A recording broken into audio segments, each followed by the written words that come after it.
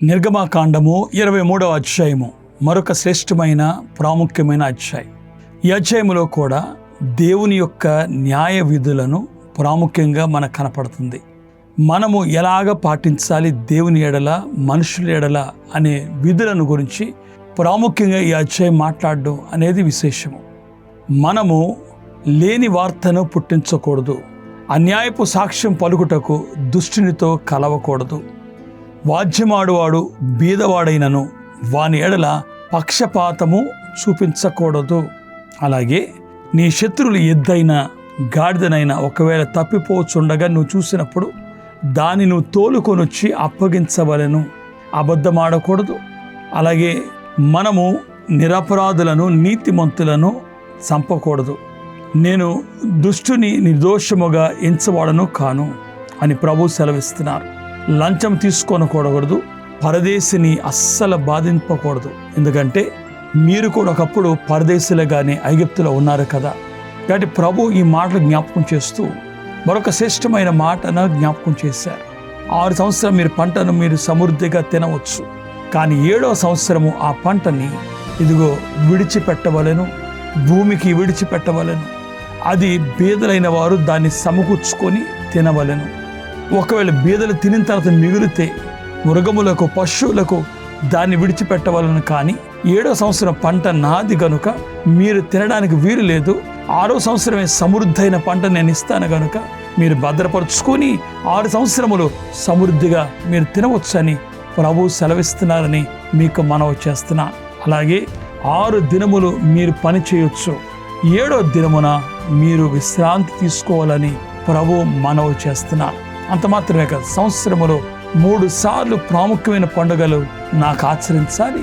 ఈ 3 పండుగలు మీరు నా ఎడల మీరు ఆచరించగలిగితే నేను మిమ్మలను ఆశ్రయిస్తానని ప్రభు సెలవిస్తున్నా. ఏంటి ఆ 3 పండుగలు అనగా, పులియని రొట్టెల పండుగను అనగా 7 దినములు ఈ పండుగను ఆచరించవలెను. అలాగే పొలములో విత్తిన తొలి పంటను కోత పండుగగా ఆచరించవలెను. సంవత్సరాంతమందు ఫల సంగరపు పండుగను ఆచరించవలెను.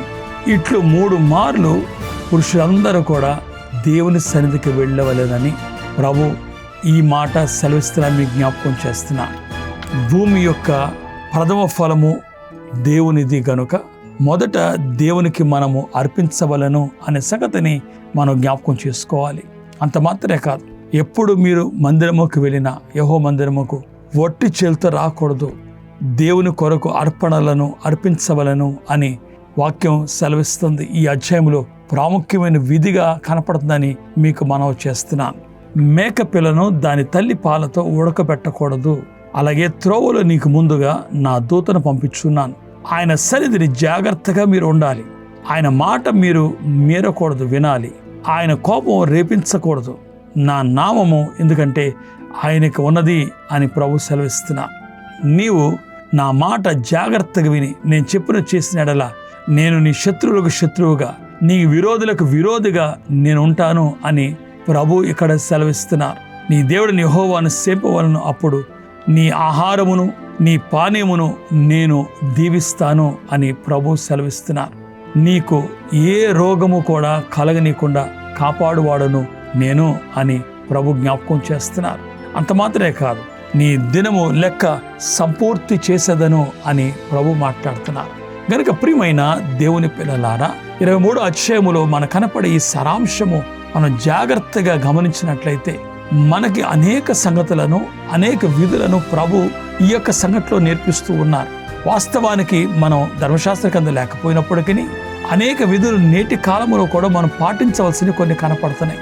అందులో దేవుని సన్నిధికి వెళ్ళేటప్పుడు ఎలాగుండాలి, దేవుని దూత అనబడిన తన కుమారుడు మన ప్రభు రక్షకుడు యేసుక్రీస్తును ఒకవేళ మనం దాన్ని జ్ఞాపకం చేసుకోగలిగితే ఆ దూతగా ఆయన మనం ఎలా సేవించాలి. ఎందుకంటే దేవుని నామము ఆయనకి ఇవ్వబడింది అని రాయబడింది. కాబట్టి దేవాలయంకి వెళ్ళేటప్పుడు ఎలాగుండాలి, ఆయనను ఎలాగ మనము ఆశ్రయించాలి, ఎలాగ మనం ఆయన్ని కోపం రేపకుండా ఉండాలి, ఆయన మాట ఎలాగ మనం వినాలి అనేది ప్రాముఖ్యంగా ఇక్కడ కనపడుతుంది. కాబట్టి 7 సంవత్సరములు కదా మనకుచ్చే దేవుడు దీవెనకరమైన పంట అయితే 6 సంవత్సరములు మీరు దాన్ని తినవచ్చు. కానీ 6వ సంవత్సరం రెట్టింపు దీవెనిచ్చిన 7వ సంవత్సరముకి దాన్ని భద్రపరుచుకొని 7వ సంవత్సరం బీదలు విడిచిపెట్టాలని ప్రభు జ్ఞాపకం చేస్తున్నారు. కాబట్టి దేవునికి న్యాయ విధులను పాటించడం అనేది ప్రాముఖ్యమైన అంశం ఇక్కడ. ఒకవేళ ఇశ్రాయేలు అలా పాటించకపోతే దేవుడు గమనించే వారికి విరోధులుగా కనపడతారు. కనుక ఈరోజు మనం కూడా నేర్చుకోవాల్సింది ఏంటంటే దేవుని సన్నిధిలో దేవుని మాట ప్రకారంగా మనము కూడా ముందు కొనసాగలిగితే దేవుడు మన విరోధులుగా, మన శత్రువుగా ఉంటాడు. లేదు మనం దేవుని మాట వినకపోతే దేవుడే మనకి విరోధిగా కనపడతాడు. కనుక జాగ్రత్తగా ఉండాలి. దేవుని మాట విధేయులై ఆయన అనుసరించి ముందు కొనసాగాలి. అట్టి దీవెన ఆశీర్వాదం దేవుడు మీకు అనుగ్రహించును గాక. ఆమేన్.